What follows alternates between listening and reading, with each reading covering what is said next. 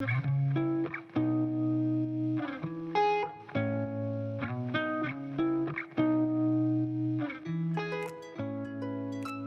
suis avec notre hôte, Cédric, qui dirige Château Forme où nous sommes ce matin. Bonjour, bienvenue. On va tout de suite aller découvrir les coulisses.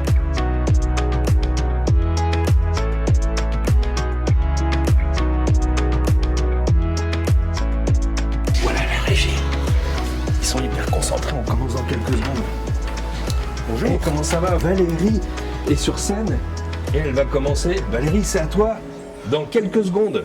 5, 4, 3, 2, 1. Allez, c'est parti les gars. Thierry, merci à toute l'équipe et bonjour à tous. Bienvenue à cette nouvelle édition des tendances de la relation client. Alors cette édition était très particulière puisqu'on était à distance, dans les meilleures conditions possibles, puisqu'on était ici chez Château Forme, dans un grand amphithéâtre qui a été réaménagé en studio pour pouvoir offrir la meilleure expérience possible. Quelques semaines avant cette conférence des tendances, on a interrogé tous les lecteurs de mon blog et on leur a demandé de qualifier l'année 2021 en un adjectif. Tous les adjectifs qu'on a collectés ont été analysés par Erdil, en l'occurrence, qui est le partenaire de cette édition des tendances, et il en ressort que c'est incertain.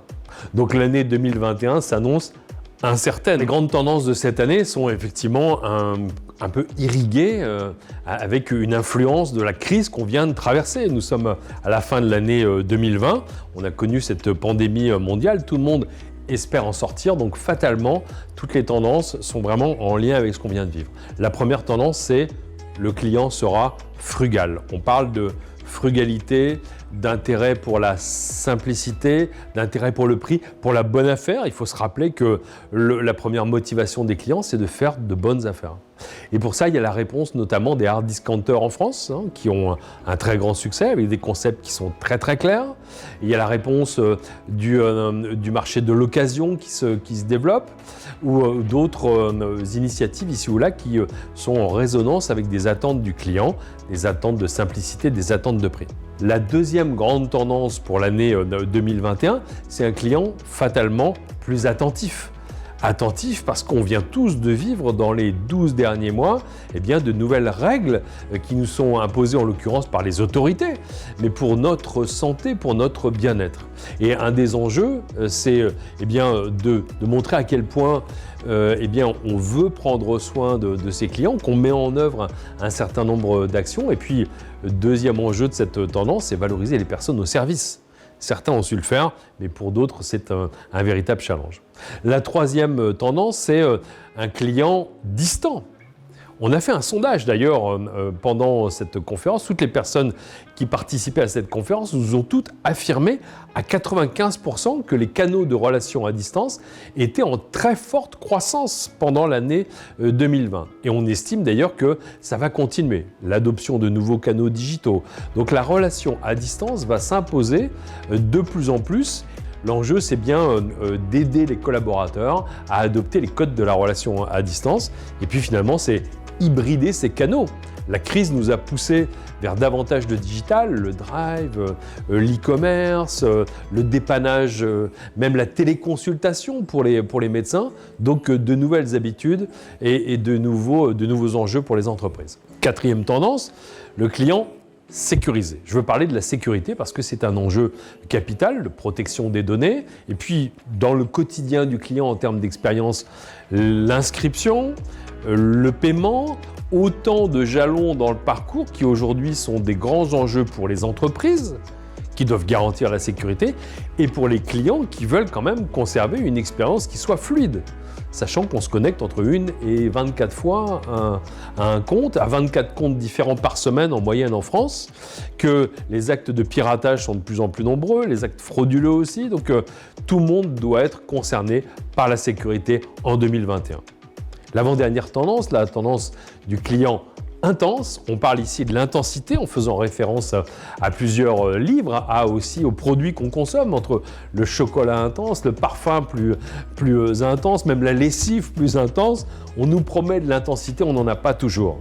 Et dans la relation client, en France en particulier, les clients sont très sensibles, sont souvent les plus déçus. Donc là, en l'occurrence, les entreprises doivent s'attendre à une espèce de vague d'intensité quand on enlèvera tous notre masque pour nous rendre en magasin. Lorsqu'on voudra une relation authentique, sincère, forte, personnalisée, eh bien, il faudra être prêt à être là pour recevoir toutes ces émotions.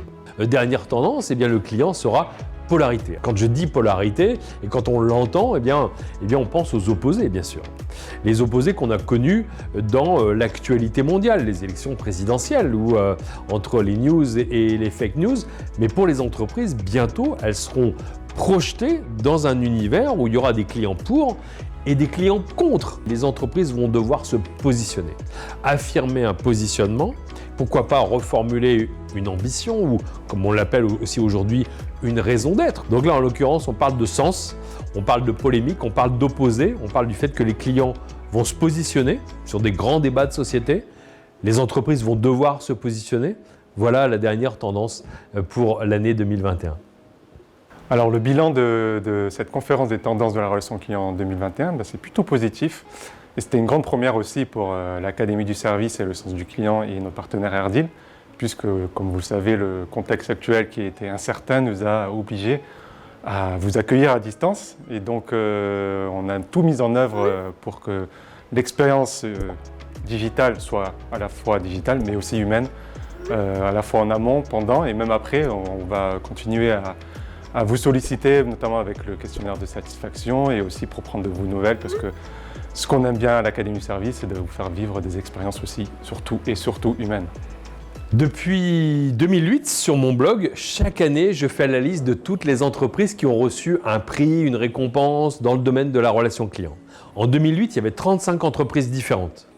Cette année, on vient juste de faire les comptes, 93 entreprises différentes. Donc quasiment multiplié par 3 en un petit peu plus de 10 ans. Et sur ces 93 entreprises différentes qui ont reçu un prix en 2020, l'entreprise qui a reçu le prix des prix, c'est un peu un prix symbolique que je remets chaque année, eh bien c'est Toyota. Et Toyota n'était pas monté sur ce podium virtuel depuis 2008 et 2009, lors des 2 premières éditions de mon calcul. Et tout à l'heure, on a eu la chance de recevoir Hélène Wey, qui est la directrice adjointe de l'expérience client de Toyota France et qui parlait de cet attachement profond, déjà aux valeurs de la marque et cette grande proximité avec le client. Et donc tout ça, ça explique certainement le fait que c'est une entreprise qui a reçu beaucoup de récompenses cette année, des récompenses qui viennent des clients eux-mêmes, des professionnels de la relation client. Donc c'était plutôt une bonne nouvelle pour le constructeur japonais. Ce qu'on a mis en œuvre pour nous distinguer aux yeux de nos clients et ce qui fait peut-être ces différents prix qu'on a pu recevoir cette année, ça part d'un constat suite à un voyage qu'on a fait au Japon avec un petit groupe de concessionnaires où on est allé sur le terrain, le terme japonais c'est faire un gemba, pour rencontrer un petit peu l'omotenashi, donc la façon, l'hospitalité bienveillante des Japonais à l'égard de leurs clients. Et on est revenu en France, on a mis en place cette stratégie du Best Retailer in Town, qui est donc le meilleur concessionnaire de la ville, qui s'appuie sur 4 piliers, 2 piliers humains et 2 piliers business. Et je pense que ce qu'on a pu recevoir aussi comme prix cette année commence à être déjà le reflet des expériences qui sont vécues par nos clients en concession. Et je remercie aussi et je félicite notre réseau de concessionnaires qui a mis en œuvre et qui continue à vraiment porter cette stratégie au quotidien. Ce que j'ai retenu de plus fort de cette conférence, c'est le client sera polarité. C'est quelque chose qui, effectivement, pour l'instant, n'était pas du tout en moi. Et c'est aussi en ça que j'apprécie énormément les tendances de Thierry Spencer, c'est qu'elles sont extrêmement inspirantes et une feuille de route, finalement, pour notre année à venir. Donc, cette polarité, je l'entends bien. Le client qui nous demande de nous engager en tant qu'entreprise, entreprise mondiale, c'est pas toujours quelque chose qu'on fait de façon évidente. Donc, sur mon plan de travail de cette année, on va travailler la polarité.